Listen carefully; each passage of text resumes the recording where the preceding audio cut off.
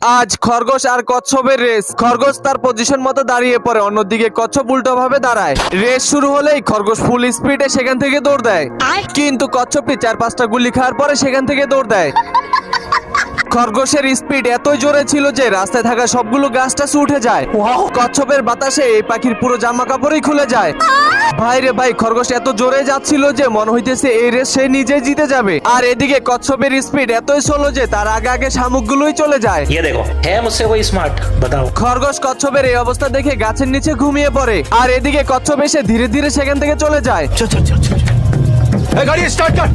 কিন্তু খরগোশের ঘুমানো ছিল একটি নাটক, কচ্ছপকে বেকুব বানানোর জন্য। এই মেয়ে খরগোশগুলো খরগোশের স্পিড দেখার জন্য এখানে বসেছিল, কিন্তু খরগোশ সেখান থেকে চোখের এক পলকেই দৌড় দিয়ে চলে যায়। মেয়ে খরগোশগুলো একটু বাঁশি বাজালেই খরগোশটি থেমে যায়, আর মেয়ে খরগোশগুলোকে পটানোর জন্য সেখানে চলে আসে। খরগোশ তার স্পিড দেখানোর জন্য মেয়ে খরগোশগুলোকে বলতেছিল, তখনই কচ্ছপটি সেখান দিয়ে যাচ্ছিল। খরগোশের বাঁশি বাজানো আওয়াজ শুনে কচ্ছপের পিছনে ঘুরে তাকায়, তখনই গাছের সাথে যে বাড়ি খায়।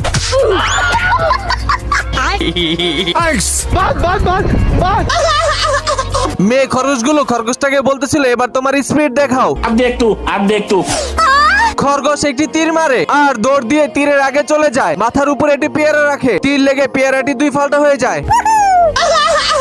सिस्टम पार देंगे।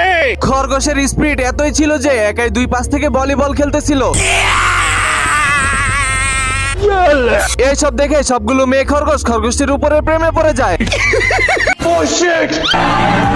কচ্ছপটি প্রায় কাছাকাছি চলে এসেছে, তখনই খরগোশ মেয়ে খরগোশগুলোকে 2-4টা ফ্ল্যান কিস দিয়ে দৌড় দেয়। খরগোশ ফুল স্পিডে সেখান থেকে দৌড় দেয়।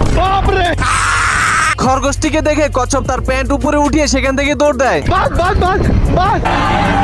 দুইজনের পুরো হাড্ডাহাড্ডি লড়াই চলতে থাকে। খরগোশ অনেক স্পিডে দৌড়াতে থাকে, তখন আস্তে আস্তে দৌড়াতে দৌড়াতে কচ্ছপই রেসটি জিতে যায়।